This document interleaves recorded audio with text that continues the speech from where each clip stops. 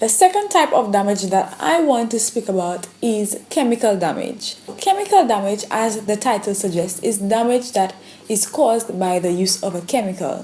So relaxer in essence is really the damage of natural hair. It breaks the sulfide bonds in hair and it causes damage.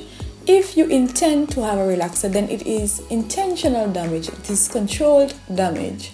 Also, the over-processing of relaxed hair would constitute as damage.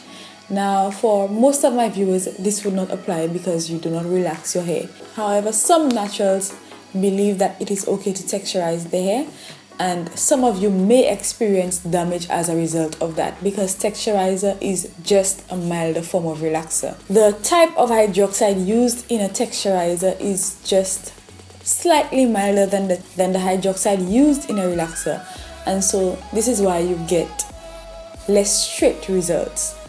But if you continue texturizing your hair over time, then you may experience a straighter look than you wanted, and your hair may look limp and look quite like relaxed hair, and what a natural would consider damage. So that would fall under chemical damage. And I just saw Shameless Maya mention that she has experienced that because she was using a texturizer in recent times.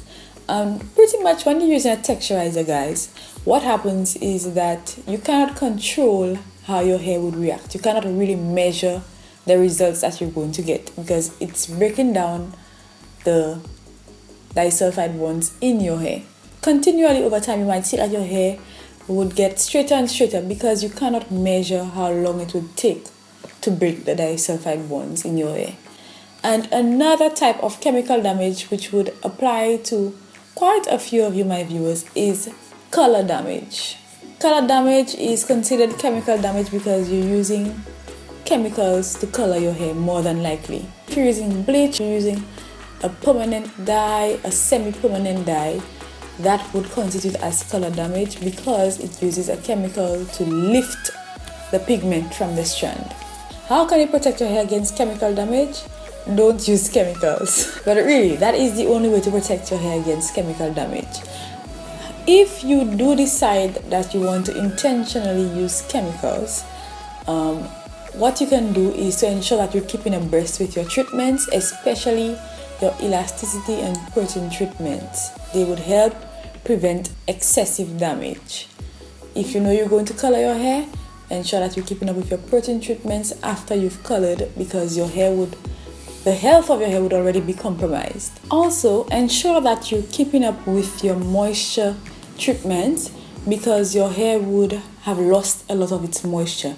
One sign of damaged hair of any type is that your hair is drier than usual. Your hair is excessively parched and it cannot be quenched. So ensure that you're keeping up with your moisture treatments to help mitigate such signs of damage. If your hair has been chemically damaged, the only way to treat this or to get rid of the damage is to cut off the damaged parts.